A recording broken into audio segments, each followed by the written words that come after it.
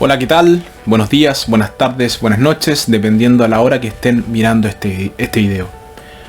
Les mando un gran saludo, un gran abrazo virtual, y hoy vamos a reflexionar el Evangelio de este domingo 29 del tiempo ordinario.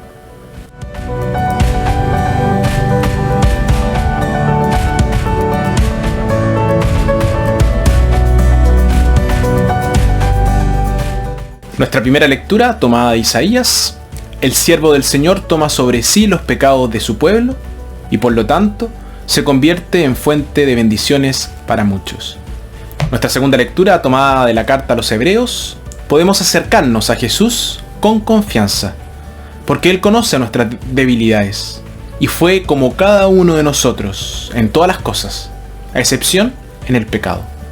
Y nuestro Evangelio, tomado de Marcos: Jesús es el siervo sufriente que dio su vida en el humilde servicio de su pueblo. Evangelio de nuestro Señor Jesucristo según San Marcos. Santiago y Juan, hijos de Zebedeo, se acercaron a Jesús y le dijeron: Maestro, queremos que nos concedas lo que te vamos a pedir. Él les dijo: ¿qué quieren de mí? Respondieron: concédenos que nos sentemos uno a tu derecha y otro a tu izquierda, cuando estés en tu gloria. Jesús les dijo: ustedes no saben lo que piden. ¿Pueden beber la copa que yo estoy bebiendo o ser bautizados como yo soy bautizado?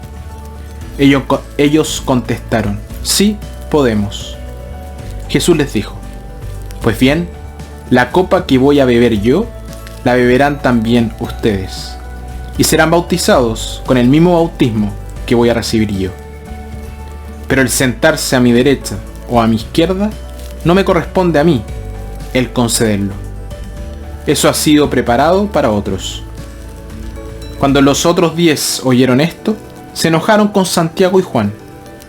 Jesús los llamó y les dijo: como ustedes saben, los que se consideran jefes de las naciones actúan como dictadores, y los que ocupan cargos abusan de su autoridad.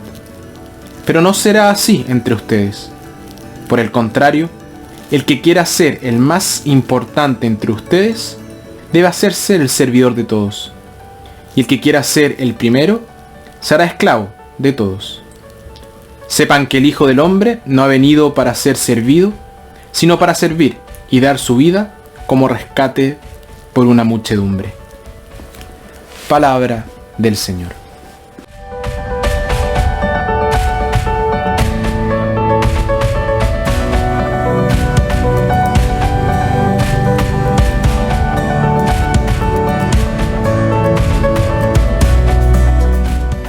El Evangelio trata de un tema muy importante: el ejercicio de la autoridad.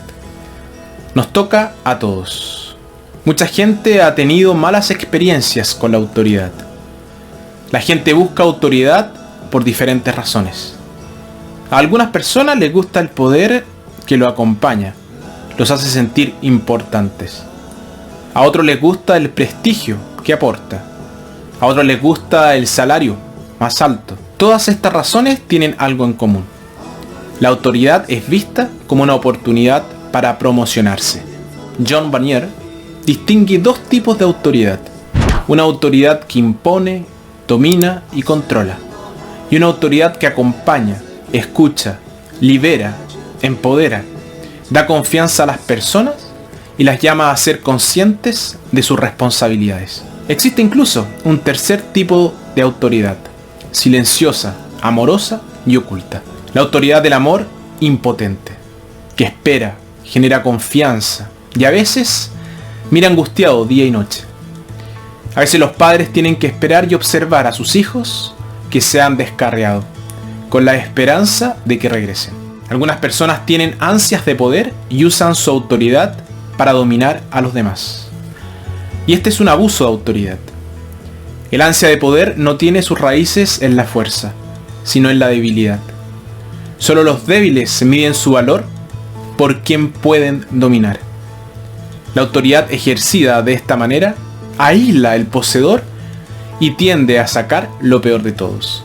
Cuando Santiago y Juan le preguntaron a Jesús si podían ocupar los primeros lugares en su reino, estaban pensando solo en ellos mismos. No les importaba cuánta envidia y resentimiento despertaban en sus compañeros. Obviamente pensaron que su reino estaba inspirado en los reinos mundanos. Aquellos en lugares altos disfrutarían de honor, gloria y poder. Pero Jesús les dijo que no era así en absoluto. En su reino, los más grandes serían aquellos que estuvieran dispuestos a servir a los demás en lugar de servirse a sí mismos. Jesús primero esbozó el estándar aceptado de la autoridad civil: dominación, con gobernantes que se adueñan de su pueblo. Pero no es así como debe ser en su comunidad. Vio la autoridad como una oportunidad para servir. Como siempre, él mismo dio el ejemplo. No se adueñaba de la gente. Apeló, invitó, pero dejó la respuesta a ellos. Él lideraría, pero no controlaría. Su autoridad reflejó la de Dios. Dios usa su poder no para controlar, sino para delegar. Y así quería que se ejerciera la autoridad en su comunidad.